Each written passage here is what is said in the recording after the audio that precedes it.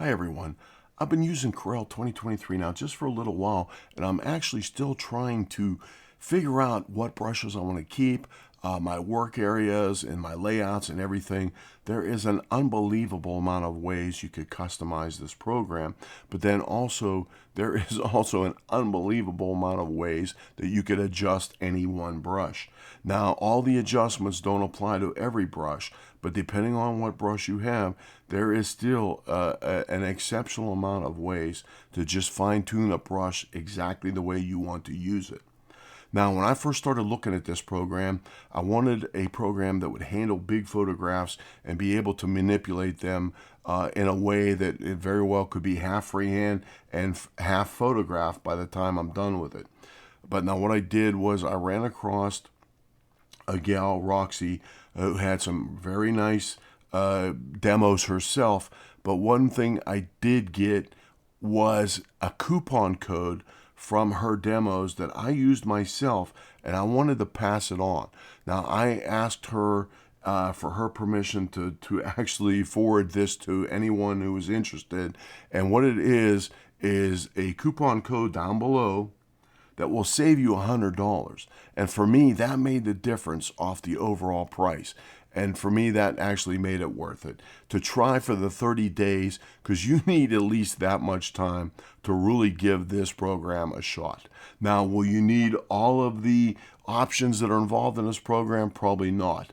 But to a certain extent, depending on your creativity and the level you want to take your art, I very seriously doubt if you would ever grow out of this program. So for that reason, it may be something that can expand your creativity and your quality of art itself. So now with that said, let's take a quick look and just see how many different ways you could adjust things and customize things. But then also I'm going to end with just a quick dabble of some paints and colors to just show you how quick and efficient this program actually is. Let's take a look and see what we got. Okay, let's just go over a couple of options this program actually has, and it is truly overwhelming to a certain extent. Now, what I will actually do is start going to F11 just to give me a full screen, which is right here, and then this is how I will be working my paintings or photo work from here on in. But what I did was obviously just worked with still the exact same colors I always do. But one thing interesting about these colors are that I could add any one of these types of harmonies, which really works well. That any color I pick, the harmonies immediately change. And then that way, if you want complementaries or analogous or anything you choose to pick, you will immediately have other colors ready to go that would work well with the color you already chose. Now again, with the pen, I set it up so my front rocker is a color picker and my back rocker is actually the size of the brush. So if I put it down and drag it, it will immediately make my brush bigger or smaller. Now once I start getting down to a very small brush, if I start working my detail, then I made this particular setup with my own icons just to immediately change the size of the brush, and it works very well for me. Then up to about 75 is okay. Then after that, I will probably use just the back rocker and adjust it immediately. Now, this is just actually from the size chart that if I go to the window and actually go down to here to the brush media panels, and right here is the brush shape. Here is the size library way up here. And this I could do, but again, I like to customize things because number one, this is the smallest this will go right here the way it is now. But what I am able to do is to drag any one of these or to readjust the size. I will go to F11 to show you that. If I readjust the size 25, or then if I hand type a size in there, that is not what I want to do. I don't want to hand type anything. I want to just quickly click on something and go. So with that in mind, if I just say, for example, type in 100, now I can actually add that to this, but it already has 100. So what I would be able to do then is hold my shift key and drag this over to here. But then this is what I get, 400, and then these are the other, this is 75, this is 40. That doesn't tell me enough. But what I want is a smaller panel than this. So what I did was just went ahead and made quick icons. Took me 5 minutes to make these different number ones. And then I just set, what you could do is then if you click on it, then you could just set custom icon. And that's what I did with these up here. And then that was it. But these bins are easy to create. I just call this my junk bin, and that will have all of these panels in it. And what I could do then is, say for example, this is how many brushes the actual starting setup comes with. Now here is how many different brushes you get again. But then say for example, if I click on any one of these, if I want to go back and forth through different categories, even of my own. Now what I could do is a couple of different things. These are my own brushes here. Now I don't have nowhere near as many categories that I'm going to stay with, that I will work with. But even so, even if I have to go back and forth between this many categories, what I could do is if I think I'm only going to use 2 or 3 brushes out of any given categories, if I hold my shift key down, then say for example I want to use this blender, I could hold my shift key down and drag it down to here and leave it there, and that's it. And then that way, whenever I click on this brush, it will go to that category and grab that brush. Now I could delete this out here and keep on adding new ones as I need them. This same thing, if I delete that, it's gone. It's gone. This one will be gone, and then this one will be gone. But then now if I want another brush from another category, just say for example eraser, and then I want to just say for example this one, I could grab this one and pull it out here, and now I have a brush and an eraser ready to go, and anytime I just click on these and I'm ready to go. Now there are some very interesting actual sections. The selection, this category is the ones I'm going to pick. Now keep in mind, if you even want to just favorite only your brushes that you want to use out of the entire library, then you could even just go in and click my favorites and only those brushes will come in. But you'll still have to go back and forth to different categories, whereas I would rather just drag them out here and I could see where this is going to be beneficial. That then if I'm done with this brush for a while, I can even delete it and add a different brush.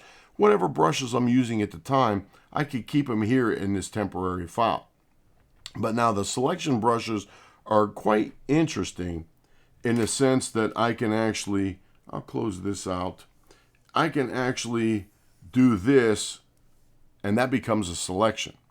So now whatever brushes I use, I can then, same thing up here, add to it. If I don't want the color there, or do want the color there, then all I have to do is click on the eye, and then I will see the color all the time of what I selected. If I don't want that red there, I could turn it off, and then obviously I could also change it to whatever color I want. But that's just the selection brushes. So if I want to select a specific area, then I can actually use the selection brushes. Now again, I will click that off. Let's see.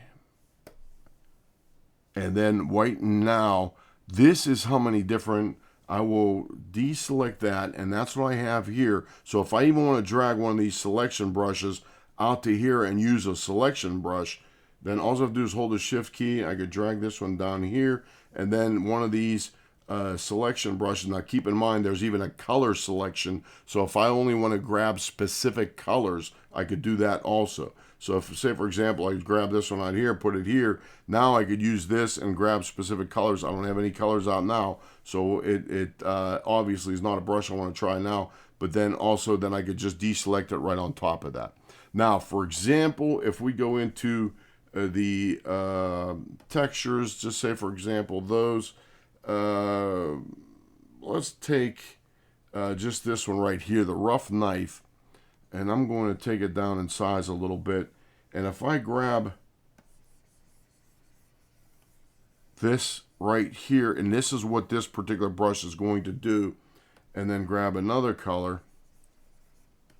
And it is interesting how I will build up a stucco type effect, and then exactly if I even get that stucco, because it is yellow, what I could do with this one then, it is going to, I could press down real lightly and I will adjust the opacity and be able to blend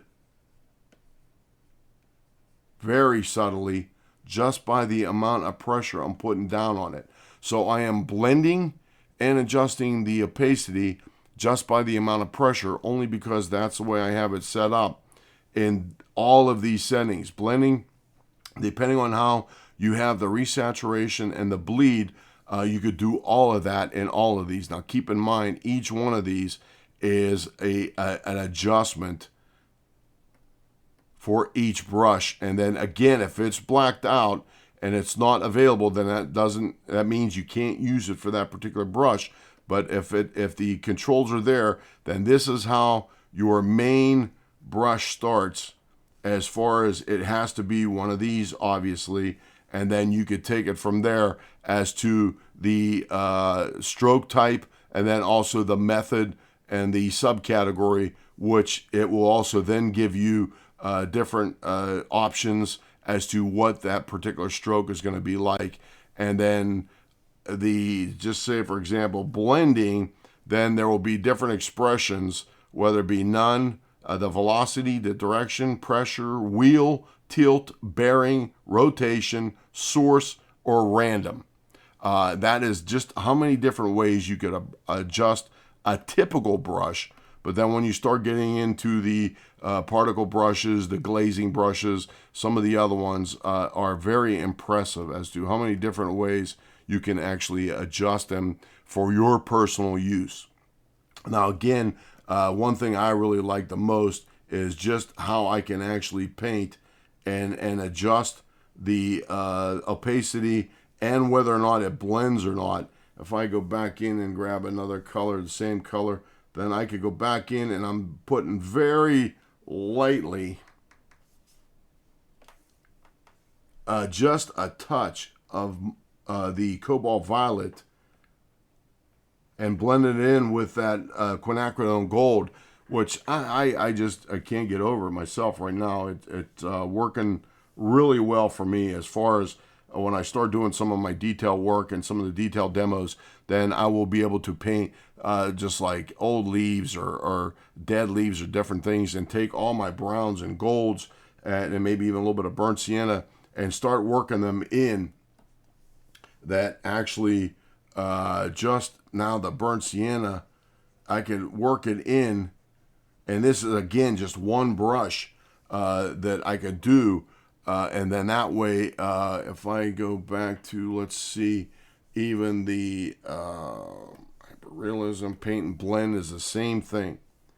If I do this, this is going to be actually pretty thick now, that I'll also create one that will just be perfectly flat, no impasto at all. And to do that, all I have to do is go up here and then just go to impasto right here and click that off. And now that's it.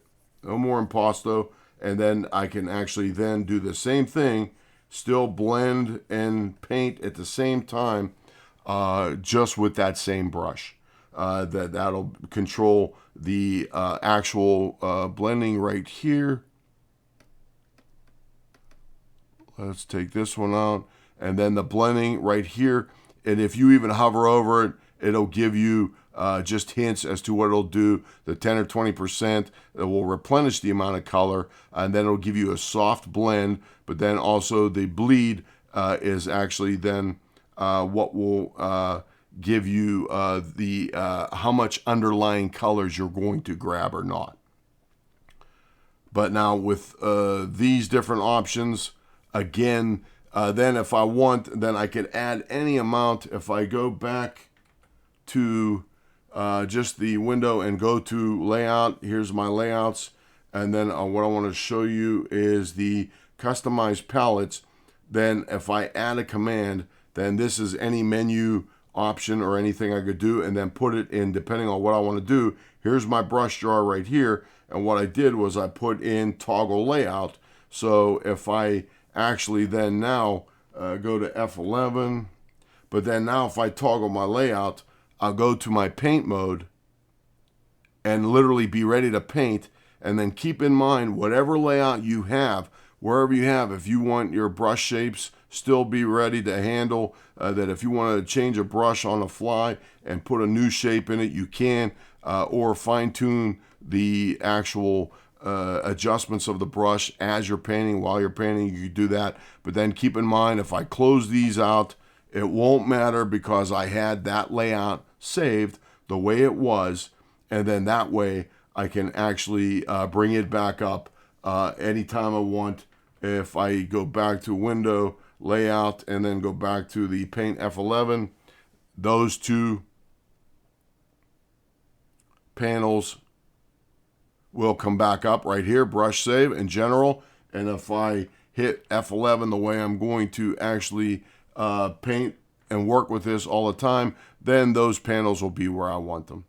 And that way, no matter how I use the particular layout, I'll be ready to paint. But then if I want to go back and forth and go into all of the brush adjustments I could get into, then all I would have to do is just hit toggle the layout, and then now all of my panels will come up here and here, and then I would be able to go back in and adjust a paper grain, and that is if I want a texture, if I want to actually pick textures depending on what brush I would use, then it can actually also paint textures, and then this is where you would actually pick your textures, but then those are all can be changed on the fly.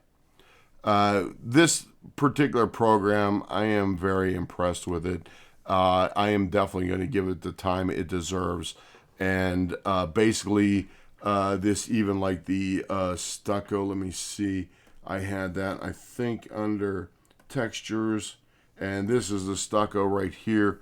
Actually, this one here. And then also the rough knife is going to give me a couple of opportunities to paint a couple of different paintings I have in mind. Now this one, it's interesting that this one has a flow map to it. So if I actually zoom out, then it's only going to paint in certain areas no matter how I paint. And with that in mind, I made this brush pretty big now. So with that in mind, it's only going to paint in specific areas. And then now what I could do is then the same thing, go back in with any other kind of brush and actually change things. If I want to add colors, then I'm going to slowly blend in that quinacridone gold. But if I press hard, I'm going to go straight to a pure quinacridone gold. If I press real soft, then I'm going to slowly add the quin gold to the burnt sienna and blend it together. And then plus now, since I also have my rocker set as the color picker, then I can also instantly pick any variation of those colors too, and it'll change down here, and then my harmonies will instantly change too. But I am really looking forward to using this particular program in a painting setup, especially with the photographs also. So we're going to see what we could do with this here in the future. But in the meantime, this particular demo was from the customer standpoint of view. And if you want to give it a shot, use the coupon code and save yourself $100. That's a pretty good chunk of change by any standards. Until we do a next demo, thank you for watching.